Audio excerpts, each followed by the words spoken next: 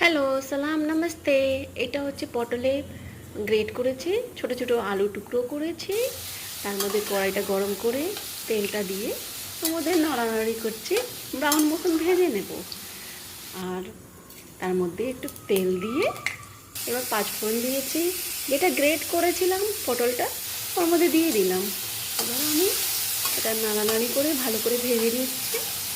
তার মধ্যে কাঁচা লঙ্কা আমি দিয়ে দিলাম, স্বাদ অনুসার নুন দিয়েছি। তার মধ্যে ভালো করে ভাজলাম। ভেজে নেওয়ার পরে আমি একটুখানি জিরে পাউডার দিলাম, তারপরে একটু নিজের মতন হলুদ দিলাম। ওটা ভালো করে নাড়ানাড়ি করে কষিয়ে নিয়েছি। তারই মধ্যে আলুটা আমি দিয়ে ভালো করে কষাবো।